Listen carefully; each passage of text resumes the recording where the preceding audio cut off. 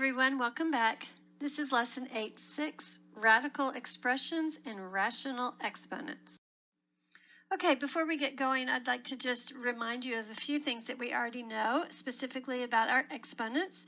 If I have a problem like 7 to the third times 7 squared, I can just look at my exponents here, and I know that's really the same as 7 to the fifth power, which is equal to 16,807.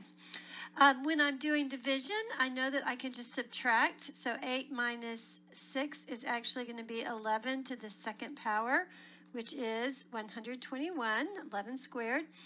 I know that I can multiply my exponents together on number 3, leaving me 3 to the sixth power, which is 729.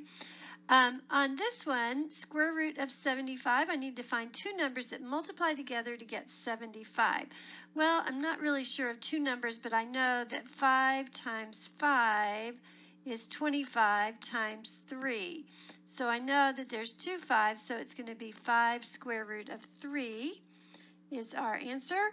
And then for this number 5, I can't have a radical in my denominator, so I have to rationalize that, and by doing that I'm just going to multiply square root of 7 by both sides. It's going to leave us with a 7 on the bottom, and now I know that 20 is the same as square root of 4 times square root of 5, and then I have my other square root of 7. So I can remember that square root of 4 is the same as 2, so it looks like it's going to be 2 square root of 35 over 7, and it is. All right, your objectives for today, you're going to be able to rewrite radical expressions by using rational exponents, and you're also going to be able to simplify and evaluate radical expressions and expressions containing rational exponents.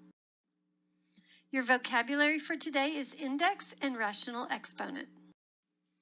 All right, so let's just look a little bit at some terminology.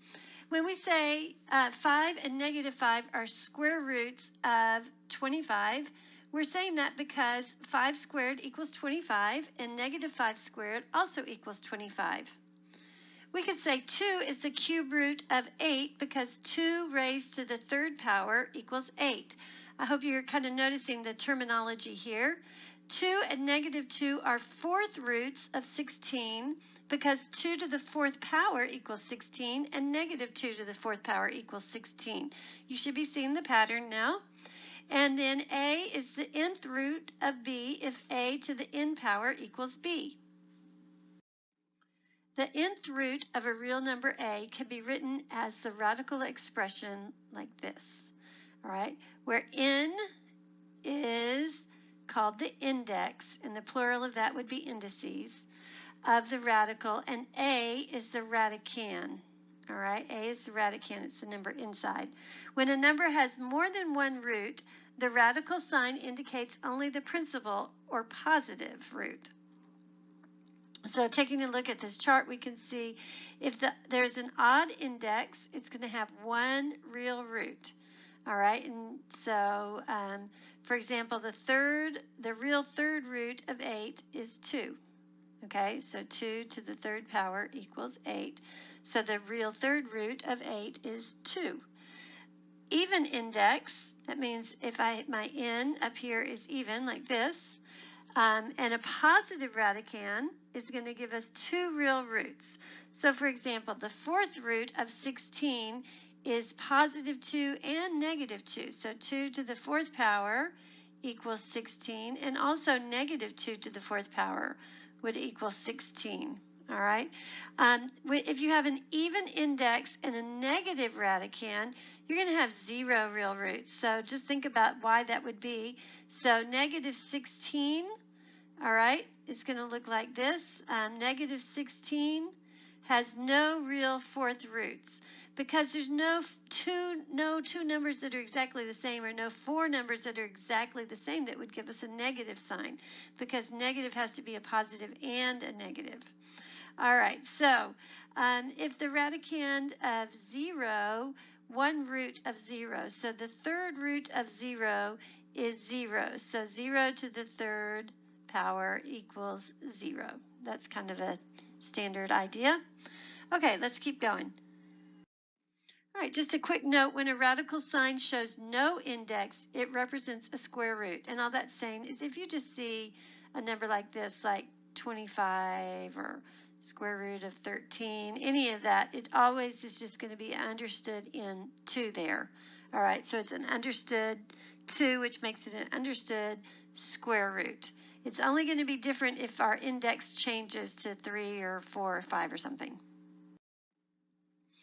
All right, so let's take a look at some examples. It says find all the real roots. So it says what is the 6th root of 64? So I got to figure out what one number 6 times is going to equal 64.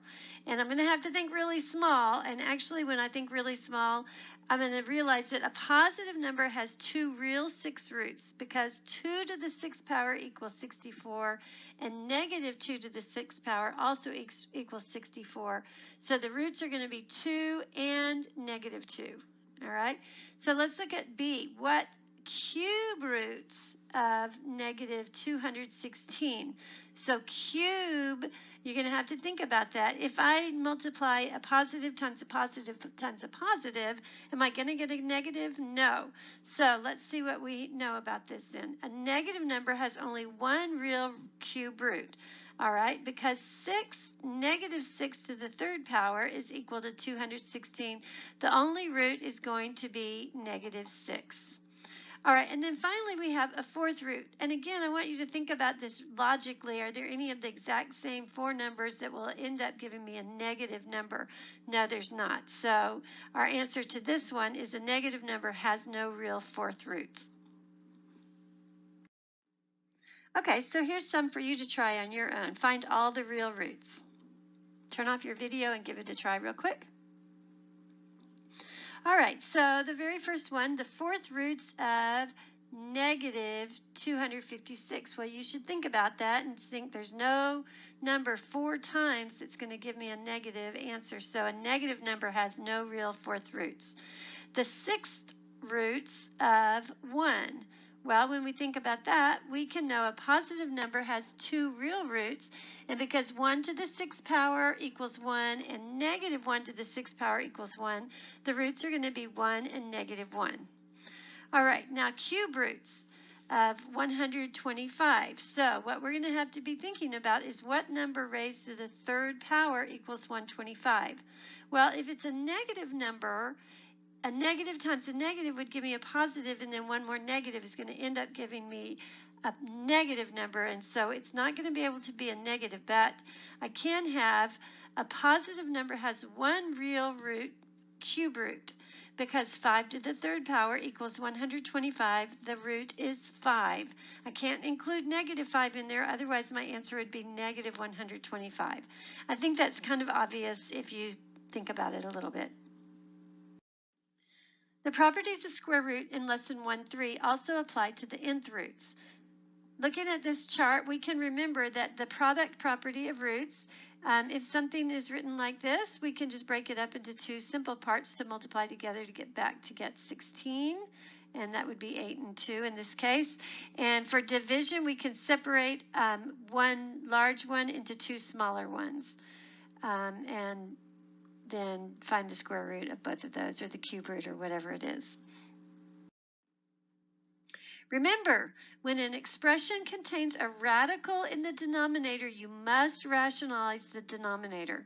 To do so, rewrite the expression so that the denominators contain no radicals. And so an example of that would just be if it said 3 times square root of 3, we have to multiply square root of 3 by both the top and the bottom.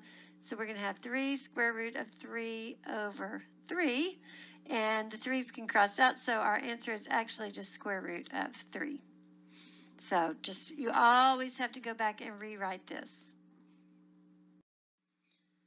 Okay, so try an example here. It says to simplify each expression and assume that all variables are positive. So when I take a look at this, I notice that my index is 4. All right, so my index is 4. That means I need to have 4 of something before I can take it out of my radical sign. So I know that 81 is 3 times 3 times 3 times 3. So that's 9 times 9 is 81. And then I have a bunch of x's. I have x to the fourth, x to the fourth, and x to the fourth. All right, so every time I have 4 of something, I can take it out. So I have a 3 that I can take out. I have 1 x I can take out. So I'll put a 3, 1 x, 2 and 3 x's that can actually come out. So all of this 81 x squared is actually equal, when we factor out all the perfect fourths, it's actually equal to 3x times x times x, which is the same thing I put up here, which is 3x to the third. All right, here's a second example for us to try. The first thing that we want to do is use our quotient property. So that means we could just divide this up so that there's 2 separate radicals. The first one we're going to do is in the numerator. So let's talk about how we simplify the numerator and get it down to x squared, 2x squared. Well, what we're going to do is look at this 16, and this is to the 4th root. Okay, so we're going to find numbers, and hopefully every time there's 4 of them, we can then pull it out. And I know that 16 is 2 times 2 times 2 times 2. All right, and 8 x to the 8th power is x to the 4th power times x to the 4th power. Now I have things I can make them in groups of 4. Here's a group of 4, so that's going to be a 2. Here's one group of 4, that's a group of 2, and another group of 4. So in the end, I have 2x squared. All right, and there it is, 2x squared. Now I have to take care of this 5 with the root of 4. So when I do that, I have to multiply. I need to get rid of this radical sign, so I'm going to rationalize the numerator. And so what this means is I'm going to multiply this 4th root of 5. I'm going to do it 3 more times because I want to have 4 of these 5s under my radical sign. All right, and so once I've done that, and if I do it on the bottom, multiply it on the bottom, I have to also do the same thing on the top. So notice that on the bottom, this is actually going to be like the 4th root of 5 times 5 times 5 times 5 now.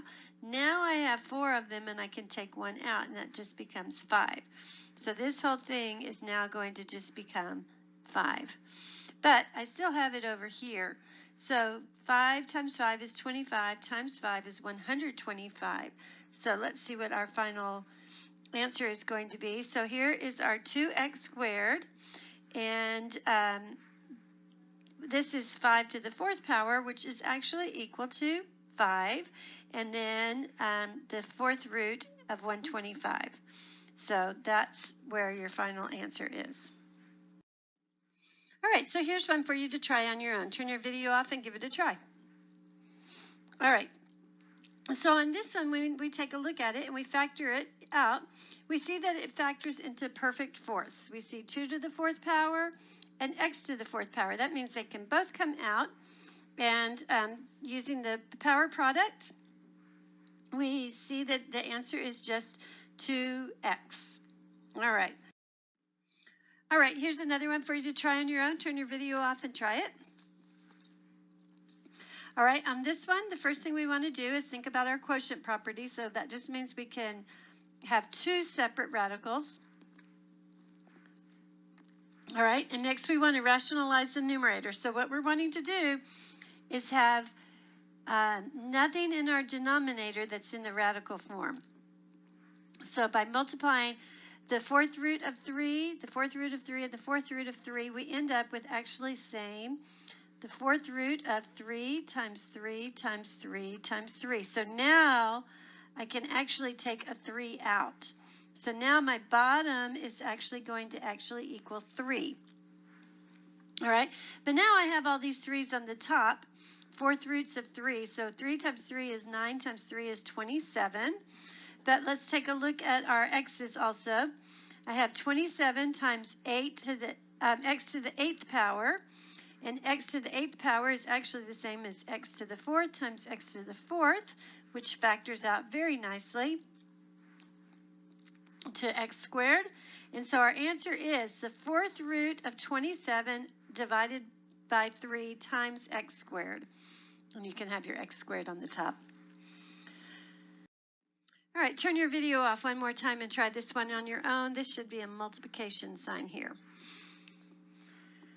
Okay, so hopefully you were able to just multiply that straight on through. The cube root of x to the 9th, and that's the same as saying x to the 3rd, x to the 3rd, x to the 3rd. And when we have 3 of them in here, we can circle all 3 of them and take 1 out. So that leaves us with x to the 3rd. So when we simplify, a rational exponent is an exponent that can be expressed as m over n, where m and n are integers and n cannot equal 0. Radical expressions can be written by using rational exponents. Sounds like a mouthful, but it's really not that bad.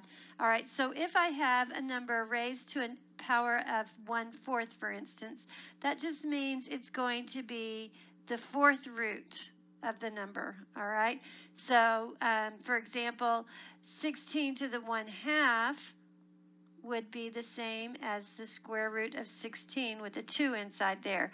16 to the 1/3 would be the same as the cube root of 16 with a 3 here. All right, so that's all that means. So don't be alarmed by it. All right, and the exponent mn indicates the nth root raised to the nth power. So what that means is when we have this, all right, 8 to the 2/3, I always break that down to be 8 to the 1/3 times 2. And using our exponent rule, we multiply those together, and that's 8 to the 2/3. So once I've broken it down back to 8 to the 1/3, I know that 8 to the 1/3 is 3/8, and then I just have to square it. So there's the square. So let me do one more like that so you can see. Let's say it was 8 to the 3/4. All right, so what that's the same as saying as 8 to the 1/4 times with raised to the exponent of 3. All right, because 3 times 1/4 is 3/4. So the way that would be written is we would write an 8, and it's to the 4th root, and then we have to cube all of that. All right, it's raised to the 3rd power. The denominator of a rational exponent becomes the index of the radical. All right, so let's try this example. We're supposed to write this expression in radical form and simplify. So there's lots of different ways you can do this problem. I'm going to show you 2 methods. The first method we can use is evaluate the root first. So we're going to write it with a radical. So notice I actually changed it from negative 32 to the 3/5 power to negative 32 to the 1/5 power to the raised to the 3rd power. So negative 32 to the 1/5 power is just written like this. All right, and then I've raised it to the 3rd power. This is my method that I would prefer to use. I think it's easier. So now I just have to find, is there one number that I can multiply 5 times to get negative 32? Well, I think it's going to be negative 2 times negative 2 times negative 2, negative 2 times negative 2. So this is positive 4. And this is positive 4, which is 16 times a negative 2 is negative 32. So I can know that negative 32 to the 5th root is equal to negative 2. But now I have to cube that. So negative 2 times negative 2 times negative 2 is positive 4 times negative 2 is negative 8. All right, so when you evaluate the root, you end up with negative 8. Now that's the method I prefer. There is another method that you could do, and let me just show that to you. This one you evaluate the power first. So first of all, they tell you to write it with a radical. So we're going to go ahead and put the negative 32 cubed to the 3rd raised to the 3rd power. And we're going to go ahead and put that in your calculator. And when you do that, you get this crazy number, negative 32,768. And then using your calculator again, you have to find the 5th root of that. And you can only do that one with your calculator. And that's why I prefer the method 1 first. But you do end up with the same answer either way you do it. So try this one on your own. Okay, so on this one, again, there are two methods we could do. The first method is to write it with the radical. So if I have, I'm just going to write it so you can see what exactly happens. 64 to the 1/3 power. That's actually all there is on that one. We don't really have to worry about that. So 3 numbers that multiply together to get 64. 4 times 4 is 16 times 4 is 64. So when we evaluate the root, we see it's 4 to the 1st power, which is just 4. Now, doing it the other way, we could actually write 64 to the 1st power. In this case, it's the exact same, and evaluate the power, and you end up with the 4. There it goes. Okay, next. Do this one on your own, a little more challenging. Okay, so hopefully you've got this figured out now. The first method is my method that I prefer using. And so I take my 4 times to the 5/2 power, and I change that to say 4 to the 1/2 power times raised to the 5th power. All right, so 4 to the 1/2 power is the same thing as the square root of 4 with a 2 in there, and I know the square root of 4 equals 2. And now I just have to raise that to the 5th power, which I know is 32. So I can do that really quickly. And I'm just going to run through. There it is. Hope you like all these bouncing and interesting moves. But in the end, we get 32, which is what I found. So method 2, we're actually going to write 4 to the 5th power and go ahead and work that out. You have to use your calculator on that to get 1024, and then put it back in with the square root, and we end up with 32 again. So I prefer this method because I don't have to use my calculator. All right, one more for you to try. Turn off your video and give it a try. Okay, on this one, we're going to say 625. And my favorite method is to say to the 3/4 power. All right, so that's the same as saying 625 to the 1/4 power raised to the 3rd power. So now I'm going to have to find the 4th root of 625. All right, so that means I have to figure out 4 numbers that are the exact same that multiply together to get 625. And I believe that that is 5. 5 times 5 is 25, times 5 is 125, times 5 is 625. So I think that that answer is 5. So 5, but now I have to still raise it to the 3rd power. So 5 to the 3rd power is 125. So I'm sure I went into that other room. So there it is. We're going to write it as a radical. Go ahead and evaluate 5 to the 3rd power, and 125 is your final answer. Method 2, you really need your calculator. Have to think, I think, a little bit more. First thing we have to do is take 625 and raise it to the 3rd power, which is 244,140,625, and you have to use your calculator to find the 4th root of that, which ends up being 125. So I still think that this method number 1 is the most quick and easiest. All right, in this example, we're going to be writing each expression by using the rational exponents. So basically what we're just going to do is go backwards. So the first thing I like to do when I think about it is I see that 8, so I know that that's 13 to the 1/8 power. And then it also says that 13 is raised to the 4th power. So using our exponent property, we know that that's going to be 13 to the 4/8 power, and 4/8 reduces to 1/2. So there is your formula. If you want to use the formula, you can. This is a pretty intuitive problem, so I don't think you'll need too much. And there it is, simplified 13 to the 1/2 power, which, by the way, is actually written as 13 squared. You don't have to put your 2 in there. All right, next, number B, again, I see 3, and I see this is the 1 to the 1/5. So it's going to be 3 to the 1/5, and all of that is raised to the 15th power. So when I multiply my exponents together, I get 3 to the 15 over 5, and when I reduce that, it's 3 to the 3rd power, because 15 goes into 5 one time. I'm sorry, 5 goes into 5 one time, 5 goes into 15 3 times. So that's how I get 3 to the third power, which I know is actually 27. Okay, try these 3 on your own. Turn your video off and give it a try. Okay, so the first thing, I always look at my index. I see that's going to be 81 to the 1/4 power. And then it tells me that's raised 3 to the third power. So I end up with 81 to the 3/4 power. All right, pretty simple. The next one is the 1/3. So it's going to be 10 to the 1/3 power raised to the 9th power. So that equals 10 to the 9/3. 9/3 can be reduced to just 3. So my answer on that one is just going to be 10 to the 3rd power. All right, in which you could go ahead and multiply that one out. All right, again, we have 5 to the 1/4 power. Whoops, let me fix that. 5 to the 1/4 power, and that says it's raised to the 2nd power.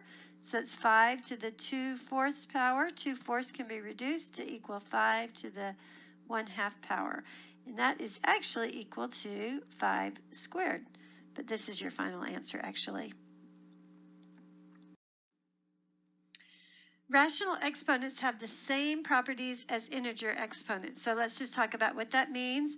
First of all, the product of powers property. So what that tells us is if I have 2 of the same base, 12 to the 1/2 times 12 to the 3/2, I just add them together. All right. The quotient of power properties tells me that I just subtract them. Again, if I'm dividing, I just have to subtract my exponents. All right, so 2/3 minus 1/3 is 1/3. The power of a power property, we've been doing this a lot. We can multiply our exponents together. 2/3 times 3 is actually just 2. You can cancel out your 3's there. The power of a product property. All right, so let's take a look at what that means. If I have 16 times 25 to the 1/2, I can actually break it down and say 16 raised to the 1/2 power times 25 raised to the 1/2 power. 16, and that's basically saying 16 squared, 16 to the 1/2 power is the same as the square root of 16, which equals 4, and 25 to the 1/2 power is the same as the square root of 25, which equals 5. So 4 times 5 equals 20. All right, so even though it looks like it's big and long and complicated, if you separate it out, it's not so bad. All right, and then the power of a quotient property, same exact thing. We can actually separate it out and do each one individually, and you get your answer 2/3. Okay, let's do a few of these examples using the properties of rational exponents. The first one, you can see there our bases are the same, and we could just add our exponents together. So using the product of powers, we just add them together. 7 plus 11 equals 18/9, so that's the same as 2. 7 squared is equal to 49, so that's your final answer. You can also put it in the calculator to check in your graphing calculator. 7 raised to the power of 7 divided by 9 times 7 raised to the power of 11 divided by 9, and you get 49. Here's another one using division. So we're going to use the quotient of powers. So this time we're just going to subtract 3/4 minus 5/4. And when we subtract, we get 16 to the negative 1/2. Okay, so let's talk about what this means.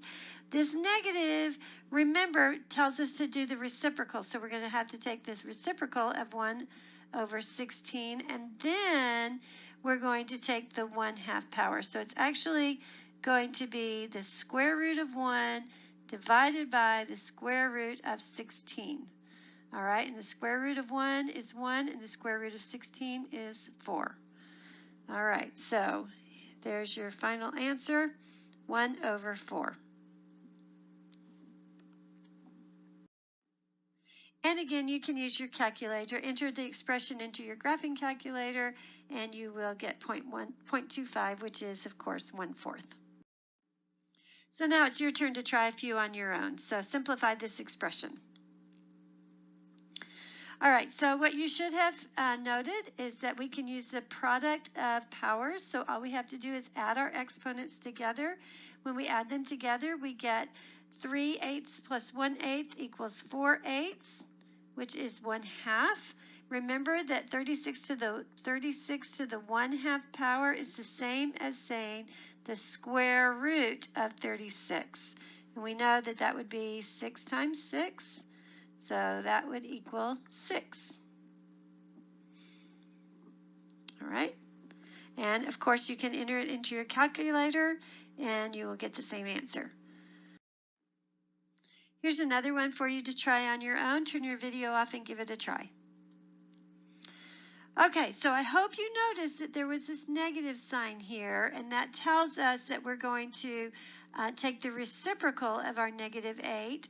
So that is going to be 1/8. And we'll just put our negative out there, and that's fine.